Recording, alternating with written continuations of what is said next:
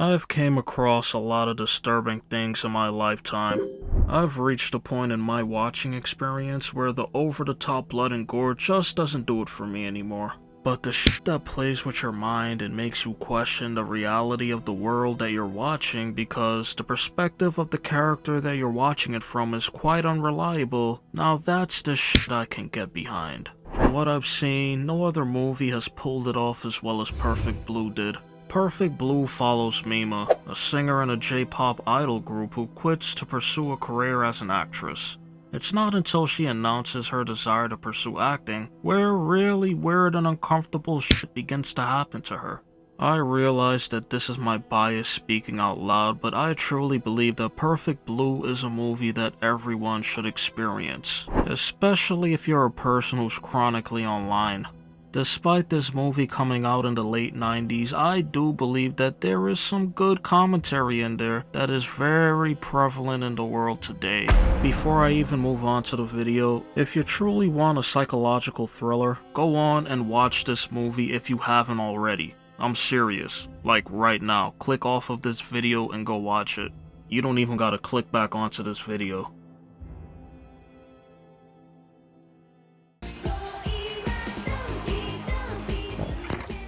Off rip, I have to point this guy out. You see him? This person right here represents a lot of people online, but I'll get back to him at some point. Freak ass boy aside, the first thing that set my alarms off was after Mima finished announcing that she will no longer be a part of her idol group. Right as she's leaving the concert, someone in the crowd yells out loud, "I'm always looking at Mima's room." Okay, so hold the fuck up. The fuck you mean you're looking at my room? If I'm a public figure and someone yelled out, "Hey yo bro, I'll be looking in your room," I'm probably making one of those Millie Bobby Brown faces that she's been doing in the final season of Stranger Things, because that's just a weird ass thing to say. Just based off of that alone, if I'm all by myself later on, I might just make sure all of my blinds are closed and I already got tinted windows. In all honesty, I'm probably gonna carry on about my day and think nothing of it like Mima did, until she discovered that there's an online website detailing everything she does in the day that's called Mima's Room. Spoilers, but she isn't the person who's writing this shit online. Now, this girl is already getting calls from a stalker who apparently wants to hear her voice while he breathes into the phone. God knows whatever else he's doing on the other side of the line, but And then shortly after that, she receives a fax saying traitor all over the page. So yeah, we're starting off with harassment, and all because this young lady wanted a different career. That's it. That's seriously why all of this is happening to her. I want you to keep this in mind every time some wild ass shit happens in this movie. Again, everything that happens to Mima from this point forward is all because she wanted to stop being an idol singer and wanted to be an actress instead. But before I get back into it, I had no idea how serious some people took this idol shit until I did a little bit of research after watching Perfect Blue. And I gotta say, god damn, people really need to get a life. That's not to say that there aren't crazies all around the world outside of Japan. While this word has been used a lot and isn't even a word that I've ever uttered up until making this video, these parasocial human beings that develop these weird ass relationships with people they only see online and take a liking to has gotten absolutely ridiculous. Similar to Mima's situation that we see early on in the movie, people really do feel as if they're a part of the ride of the person they spend a large amount of their time watching or listening to. There's a fine line with being a fan or supporter and being this. Unfortunately, a lot of people are this guy right here. Granted, it's a case-by-case basis with some people on different levels, but still, if this dude is the spectrum, a lot of people are on it. But hey, I get it. For instance, if I made another video shitting all over Evangelion for being one of the worst animes I've ever watched, I would be opening myself to be attacked by people who adore Evangelion, telling me I don't know what I'm talking about, or how stupid I am for not comprehending the multi-layered nuances that is Evangelion, because I don't have an Eva PhD or chronic depression like the rest of them. Me making the video and getting criticism is valid and to be expected, but there should be a line somewhere in there. I don't believe someone who makes a video shitting on a beloved anime should start getting doxxed, nor should they ever receive death threats. It's a fucking cartoon. It should never be that serious. In Mima's situation, I understand fans being disappointed in her career shift, considering that being a singer is what got them to like her and support her in the first place. At the same time though, it's perfectly fine to be like, you know what, I wish you the best of luck, or be like, her new career path is stupid. With the latter decision, all you gotta do is stop your support and move the hell on.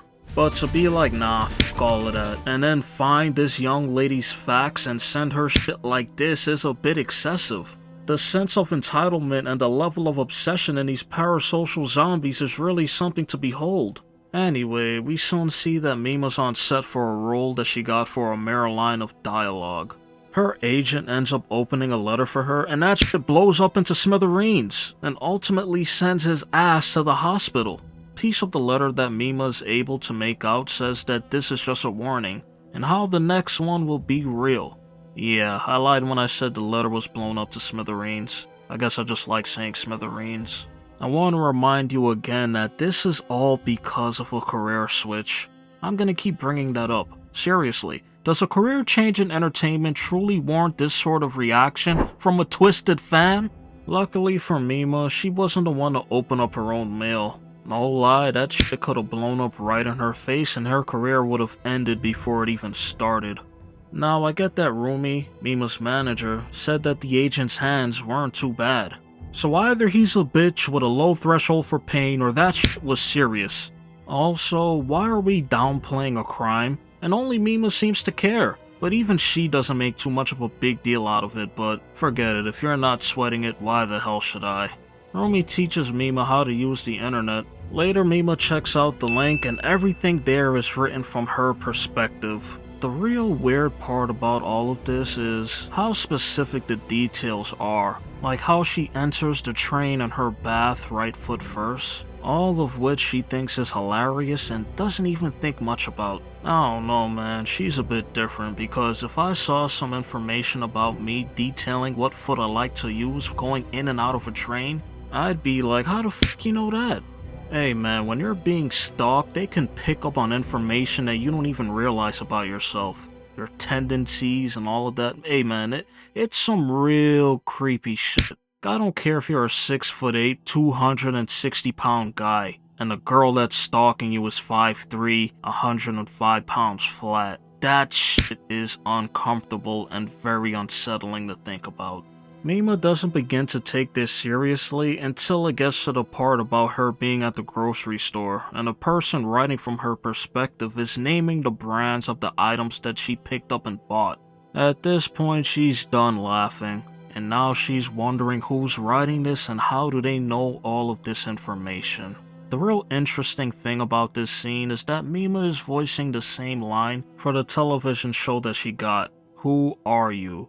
which really sets the foundation for Mima's reality, because as the story goes on, Mima, as well as the viewers, are unable to determine what is real and what's in her head.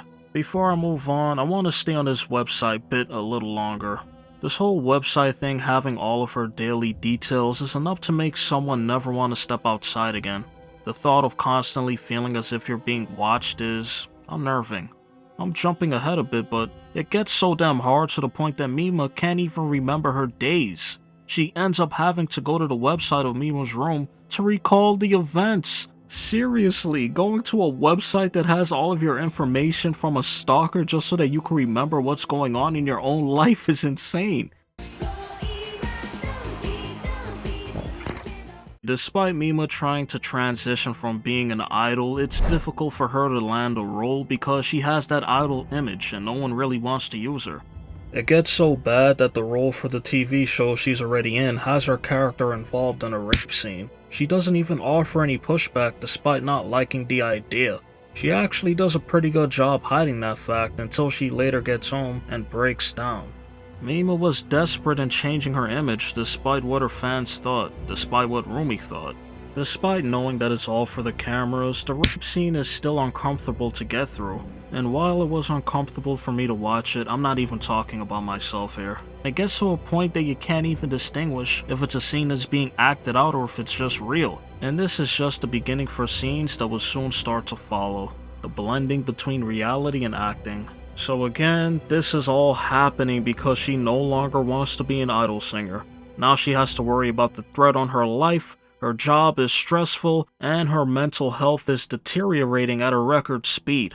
Upon agreeing to do the scene, we get our first glimpse at pop idol Mima telling actual Mima that she's against the idea of doing the scene as it's something the pop star idol of herself would have never done.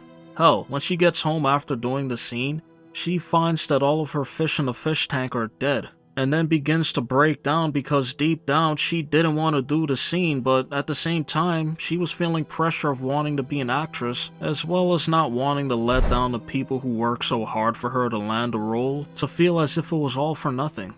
And then you got pop idol Mima over here rubbing it in her face about how it was a bad idea from the beginning.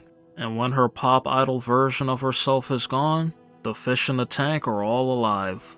I completely understand the cons of being in the public eye, and while they aren't things that you wish would happen to you, you inadvertently sign up for it. Taking all of that into consideration, I can't understand for the life of me how some people will still make it their lifelong mission to trash a person's life. Being disinvested in someone's life if you know the people personally, okay. That I can kinda understand, like if they're your friends or your family, but to be like this dude right here and to feel a level of investment to where you feel as if you have the right to do this sort of shit is some grade A cockamamie bullshit. All jokes aside, if you seriously feel some level of investment in a celebrity's life to where you're constantly trashing them and making that a part of your life, even if you find that shit fun, I seriously believe that there's something wrong with you.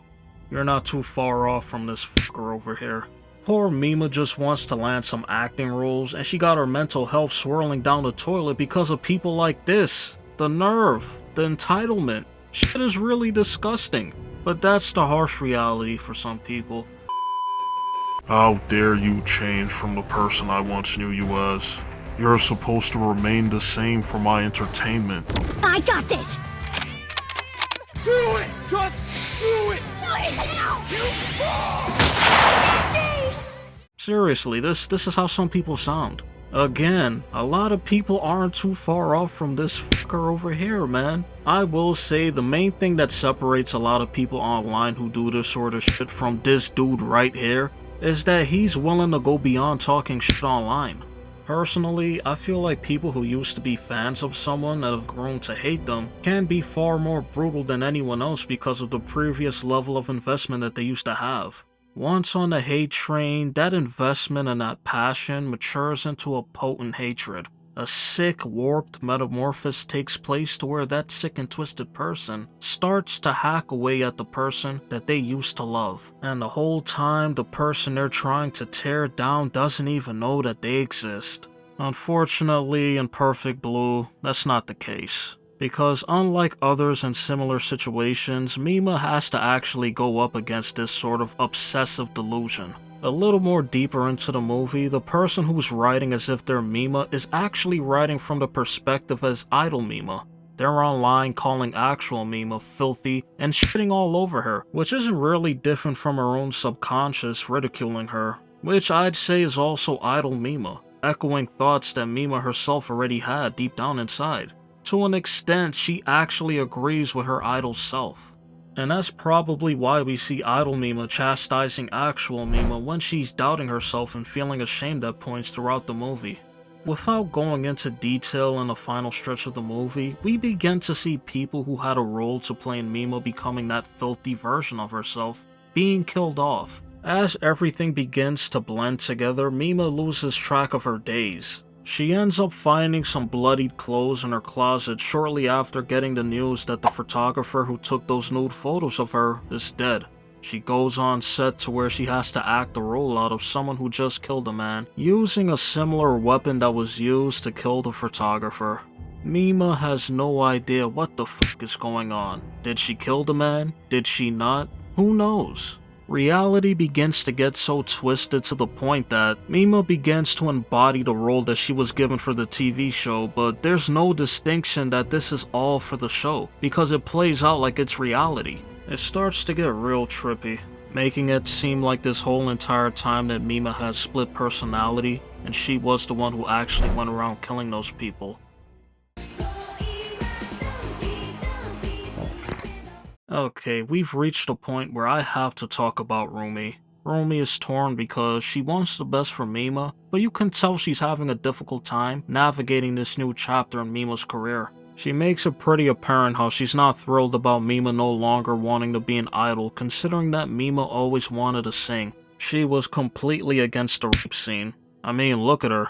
She was pissed. Feel free to call me stupid, but I really thought the only person who could have killed the screenwriter-producer guy and the photographer was the stalker.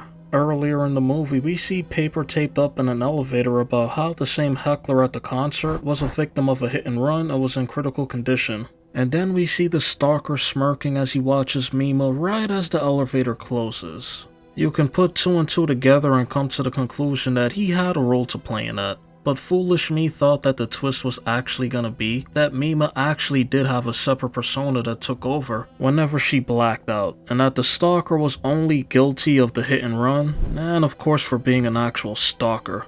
But the moment the movie did the whole blending of reality with the drama series approach, I had tossed my theory out the window, which only left the stalker to be the actual killer. I mean, who else could it have been if it wasn't Mima? He was always in the background watching her as an actress. You saw the man hallucinating Mima herself talking to him in his room, where posters of her were plastered all over his wall.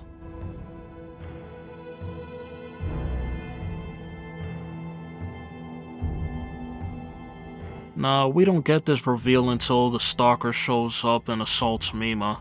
Of course, Mima's able to fight herself off of him and is able to knock him out. Mima gets away from the entire situation, and then Rumi finds her, to where Mima wants to go back and look for the stalker, but his body's nowhere to be found. All of which truly makes her wonder if she's going insane. And that's where Rumi takes Mima back home. Never in a million years would I have ever figured out that Rumi was the mastermind behind everything. The stalker nutass was only a pawn who was following orders from Rumi through emails. She got him to believe that she was the real Mima, and that the Mima that was becoming an actress was a fake, someone that was ruining the image of idol Mima, someone who needed to be eliminated. I'll be real, the way this movie was going, even when the stalker was all by himself, you can't really even trust his perspective either. I believe that that man was working solo. But learning that Rumi put the battery in his back to kill Mima because she was able to take advantage of how unstable that man was is crazy. After Mima questions her sanity after not finding the stalker's body, Rumi and Mima are in a car, but Rumi tells Mima that she'll be taking Mima back to Mima's room. Excuse me? Where the f did you say you're taking me back to? The hell do you mean you're taking me back to Mima's room? But you know what? With everything going on in Mima's mind, she could have just misheard Rumi. After all, Mima's been through a lot and she's tired. Anyway, Mima passes out, and when she wakes up, she calls her agent, but we see that he and the stalker are both dead. They've been killed off screen. Then shortly after, Mima gets up and begins looking around the room, and it looks really familiar. It's not a room of her new place. She spots the poster of her idol group on the wall, and then slowly it begins to click for her.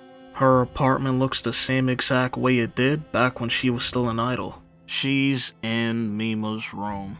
I'm not gonna lie to you guys, when Rumi popped out mimicking idol Mima, I wanted to crawl out of my skin and scurry off like a roach towards a dark corner when the lights get turned on. Like, no bullshit, I was utterly disgusted. I can't even put into words how I felt in that moment. This right here, this is a fucking sickness, man. It's not until this point where you could obviously see that she's tripping on balls. It's like she caught those two bodies on the agent and stalker and said fuck it. For me, the most terrifying scene is Rumi chasing after Mima as idol Mima, only for the reflection in the glass to show Rumi. Absolutely chilling shit. You know, the last time we saw the agent was in a parking lot when he was telling Rumi how they got another acting gig from Mima, but it was gonna involve some sketchy scenes again. And then Rumi just looks like this, like, alright, okay, I got a trick for you. I can only imagine what he saw when Rumi killed him. It was probably this. This is terrifying. It's also a nice touch that despite Rumi being a bigger woman, her landing all majestically when you know if a bystander was watching this from outside their window, it would not look like this. It really shows how idols are viewed. Their image to the public is on another stratosphere, man. This is probably how Rumi saw Mima before she switched over to being an actress. Even when the long shard of glass pierces Rumi, as soon as she placed the Mima wig back on, it's like all of her pain got washed away. I also gotta say, Mima's a much better person than me because I'm not doing this. I'm letting this bitch get hit with a first class ticket into her own isekai. Hey man, if she wanna be Mima so bad, she could do that shit in another world. As for what I got away from the ending, it was that Mima saving Rumi was kinda like saving her idol self. It's not that she hates it, but it's more that she changed and moved on from that part of her life. The thought of people like Rumi existing and roaming around out there is more terrifying than any monster or ghost. It's almost more unsettling when you think about how close Rumi was to Mima, and the access she had to Mima. The whole time Mima ain't have a single clue. Really, the thought of someone working for you, and how a friendship could actually develop from that, and you thinking that that person has your best interest at heart, only for it to be revealed that they're a twisted, sick fuck. But that's Perfect Blue. I know I did a shitty job running over the entire movie, but hey, I had to get my shit off.